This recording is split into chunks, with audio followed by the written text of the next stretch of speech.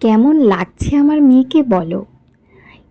এই যে এই লুকটা ক্রিয়েট করেছি, এটা কিন্তু একটা যুদ্ধের থেকে কম ছিল না, সেটাই তোমাদের সাথে শেয়ার করব। মেয়েকে কি সাজবে? রাধা রানী, বলো কি সাজবে?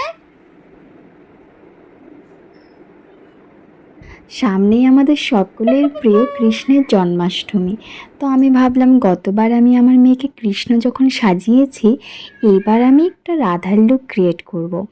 কিন্তু বাপ রে, এই মেয়েকে রাধা সাজানো চারটেখানি কথা নয়। এমনি আমার মেয়ে ভীষণ সাজতে ভালোবাসে, কিন্তু এই হাবিজাবি ড্রেস, তারপর চুল, ওড়না, এগুলোতে সে ভীষণ ডিস্টার্বড হচ্ছিল। তবু আমি চকলেট দিয়ে কোনো রকমে ওর মাইন্ডটা চকলেটের দিকে রেখে আমি ওকে ড্রেসটা পরিয়ে দিচ্ছি।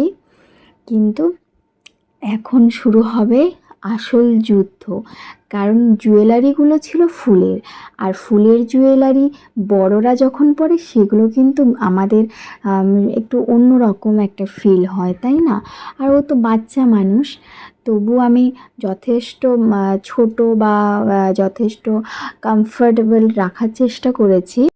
জুয়েলারিগুলো যেমন মালা, বাজু, এগুলো সব আমি নিজেই হাতে বানিয়েছি সেলাই করে করে, যাতে ওর কোনো অসুবিধে না হয়। আর জিনিসটা যেহেতু আমার ছোট লাগবে, তো এই ছোট জিনিস কিনতে পাওয়াটাও খুব টাফ, তো আমি নিজে হাতেই করার চেষ্টা করেছি। সব থেকে ওর বেশি ইরিটেট হচ্ছিল ও এই চুলের জন্য।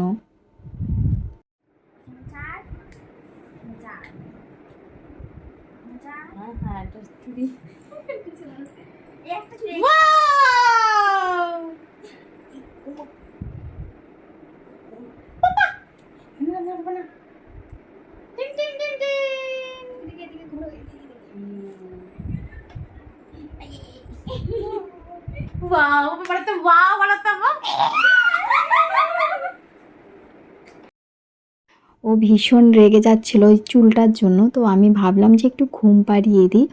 তো ওর মাইন্ডটা ফ্রেশ করার জন্য আমি ওকে ঘুম পাড়িয়ে দিয়েছিলাম। তো ঘুম পাড়িয়ে আমি ওকে কলকাটা দিয়ে নিয়েছি, যেহেতু ও জাগনা অবস্থায় এটা দেওয়া পসিবল ছিল না।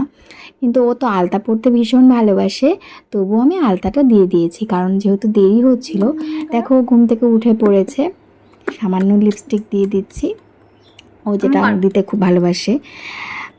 এই তো আমার মেয়ে শ্যুটের জন্য রেডি হয়ে গেছে, নেমে পড়েছে ফিল্ডে।